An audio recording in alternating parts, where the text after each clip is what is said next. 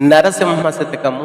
వసుధాస్థలంబున వర్ణహీనుడుగాని బహుళ దురాచార పరుడుగాని తడిపికా చెయ్యని ధర్మశూన్యుడుగాని చదువు లేదను మూఢజనుడుగాని సకల మానవులు మెచ్చని కృతజ్ఞుడుగాని చూడ సంపును లేని సుంటగాని అప్రతిష్టలకు లోనైన దీనుడుగాని మొదటికే మెరుగని మోటుగాని ప్రతిదినము నీదు భజన బరగునట్టి వానికే వంక లేదయ్య వచ్చు ముక్తి భూషణ వికాస శ్రీధర్మపుర నివాస దుష్ట సంహార నరసింహ దురిత దూరా.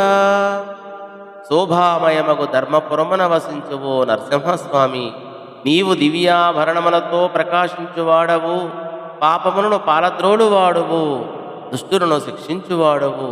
తండ్రి, ఈ లోకంలో కులహీనుడైనా దురాచారవంతుడైనా పైసా ధర్మం చేయని ధర్మశూన్యుడైనా లోభి అయినా చదువురాని మూర్ఖుడైనా మానవులు మెచ్చని కృతజ్ఞుడైనా చూడసొంపులేని ముద్దు అయినా అప్రతిష్టల పాలైనా దీనుడైనా ఏమీ తెలియని మోటువాడైనా ప్రతిదినము నిన్ను సేవించువానికి ఏ విధమైన లోటు ఉండదు, ముక్తి అతనికి ముంగిట నిలుస్తుంది అని ఈ పద్య భావం.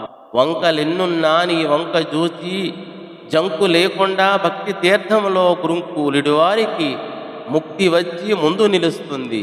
నీ అండ దొరికితే పండనిదేముంటుంది, రొట్టి విరిగి నీతిలో పడ్డట్టు అని ఈ పద్య భావం. ధన్యవాదములు.